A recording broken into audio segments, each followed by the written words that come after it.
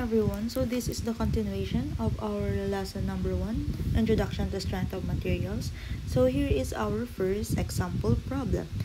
A hollow steel tube with an inside diameter of 150 mm must carry a tensile load of 500 kN. Determine the outside diameter of the tube if the stress is limited to 130 MPa.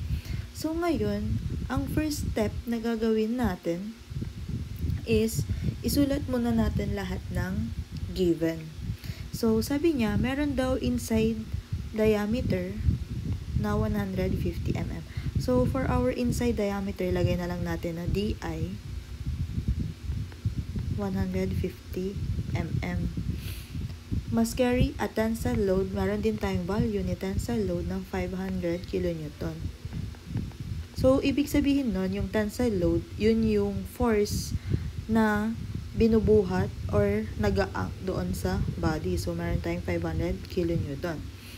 Determine the outside diameter of the tube if the stress, so meron din tayong value na 130 MPa. So, stress is 130 MPa.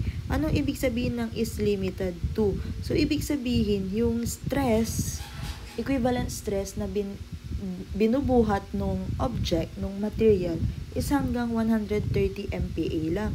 Once na nag-exceed kasi yung stress, for example, umakyat yan ng 140 MPa. Pag umakyat siya ng ganun kalaki, mag-fail na yung material na magkakos ng pag-break or pagkasira nung material. Okay, so ngayon, na-identify na natin lahat ng given. So, meron tayong inside diameter, meron tayong force, and meron tayong stress.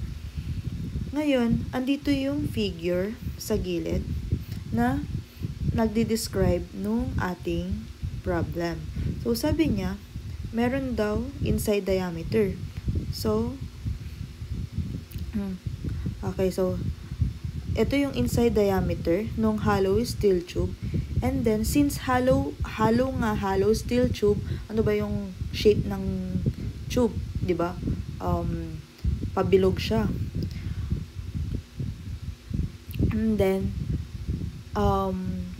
hollow, ibig sabihin, meron siyang butas sa gitna. Kaya tayo nagkaroon ng inside diameter at saka meron din tayong outside diameter. Tapos, sabi niya dito, meron daw siyang binubuhat na tensile load or force na 500 kN. So, andito naka-project to. So, imagine niyo na lang na ito yung pinaka top nung hollow steel tube. Okay. Tapos, ito yung pinaka front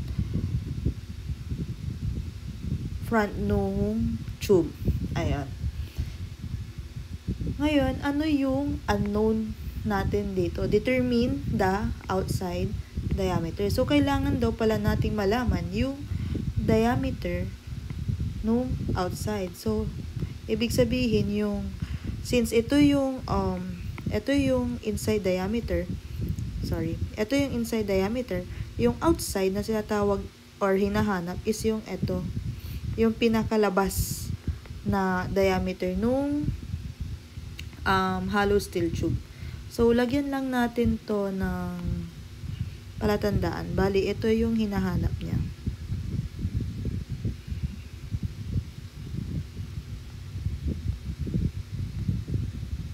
Sorry. DO. Yan yung outside diameter. So, ang hinahanap pala is outside diameter. So, ito yung given. Lagay lang natin. Ano yung unknown? Is the DO. Ngayon, ano ba yung equation na gagamitin natin para mahanap yung DO? So, kung babalikan natin yung discussion, na-discuss natin na ang stress is may formula na sigma is equals to force over area. Let's check if lahat is may data. So, do we have the value for stress? Yes, meron na. May 130 MPa. Next is, may value ba tayo ng force? Yes, meron na tayong value ng force. For value ng area, meron lang tayong value ng inside diameter. Wala tayong value ng kabuuan na area. Pero, meron tayong inside diameter. Ano nga ba ang formula ng hollow steel tube? Sige. So, para sa area ng hollow steel tube, meron tayong, in terms of diameter, meron tayong 1/4 times pi times the DO squared. Since hollow steel tube nga tayo, di ba, si circle, pag pure circle lang, ang area natin is pi d squared over 4. Ngayon, since hollow steel tube, 1/4 pi times the quantity of outside diameter squared minus the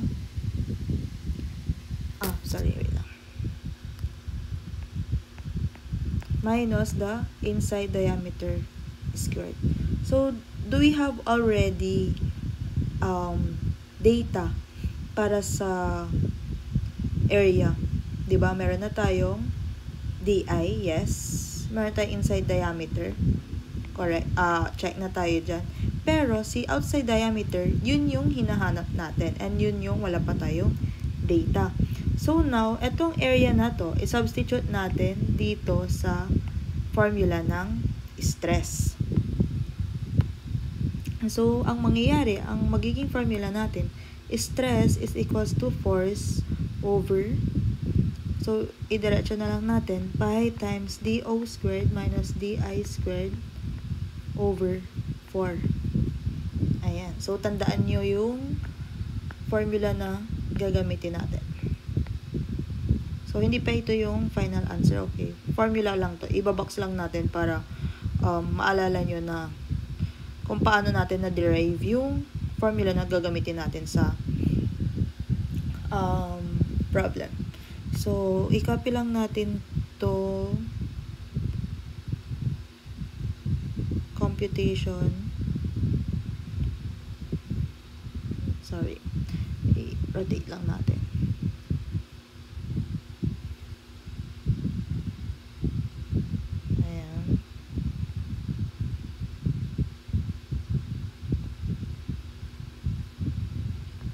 Sorry, delete na lang natin.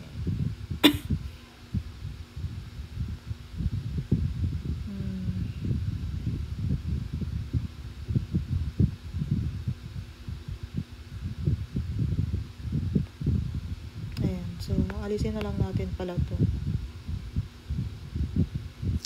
Oops.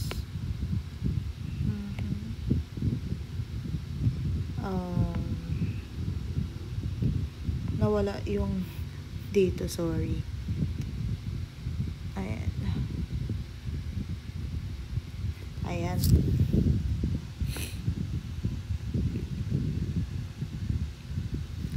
Ngayon, since meron na tayong formula, i-substitute na natin ngayon yung mga given sa ating formula. So, dito na lang para mas maluwang. Stress is equals to ano yung value ng stress? It's 130 megapascal. If aalalahanin ninyo, ano ulit ang unit na equivalent sa megapascal? So, kung babalikan natin yung discussion, si megapascal is equivalent siya ni Newton per mm squared. So, ngayon, para mas makita natin if lahat ng units is pare-parehas, gamitin natin si Newton per mm squared. Is equals to, anong value ni force? 500 kilonewton over pi times DO squared minus DI squared. value ng DI pala, sorry, hindi natin na palitan. Value ni DI is 150 mm squared over 4. Ngayon, pare-parehas ba lahat ng unit na ginagamit natin? So, hindi. Meron tayong magkaiba ang unit. This one, the Newton, tapos kilonewton sa kabila. So, para hindi tayo malito, i-convert natin itong si kilonewton to Newton. Ano ba ang conversion ni kilonewton to Newton? So, 1 kilonewton is equivalent to 1 kilonewton is equivalent to 1,000 Newton. So, ngayon, ipakita lang natin kung paano natin siya i-convert. So, 130 Newton over mm squared is equals to, so, say 500 kilonewton, i-times natin siya. So, 1 kilonewton, conversion factor lang tayo dito. 1,000 Newton is to 1,000 Newton. So, magka-cancel itong si kilonewton. Therefore, ang maiiwang unit na dito is si Newton na, which is magsisame na siya dito sa unit natin sa stress. And then, copy lang natin ulit. Pi times dO squared minus 150 mm squared over 4. So, yung hinahanap natin na diameter will be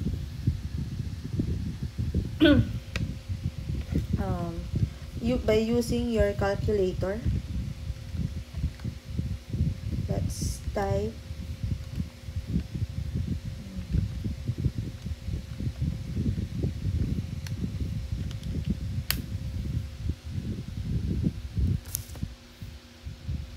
let's see if ano yung kakalabasang answer.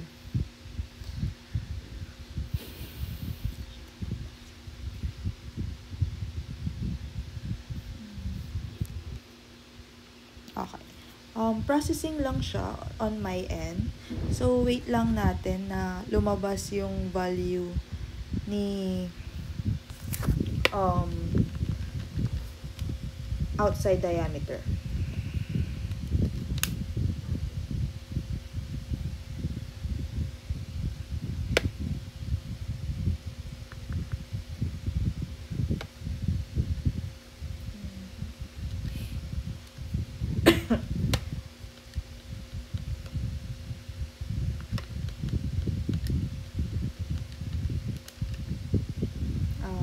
Wait lang guys. Mga casual user kaya medyo matagal mag-load.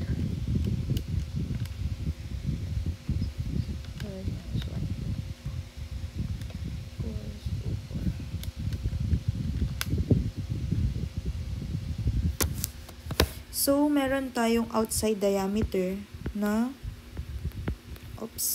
baka hindi na kasya. Dito na lang sa gilid. Meron tayong value na 165.521 and unit, huwag niyong kakalimutan, mm.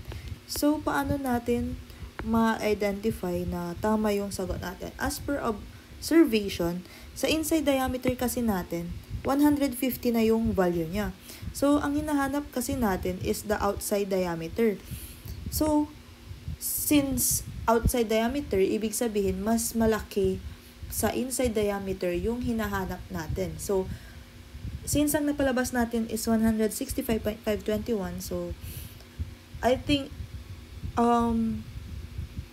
na-prove niya naman na tama yung nakapapalabas nating outside diameter since mas malaki nga dapat sa 150 yung kailangan nating dimension. So, ayun lang. Ganun lang natin i-apply yung formula na stress is equals to force over area, lalo na sa mga ganong klaseng material. So, I hope na naintindihan nyo kung paano natin sinolve and paano natin na-derive and nakakonvert yung mga units natin. If you have question, please do message me in my Facebook account, or you can send your concerns and questions sa ating GC or sa ating comment section sa GCR. Ayun lang. Thank you and have a good day.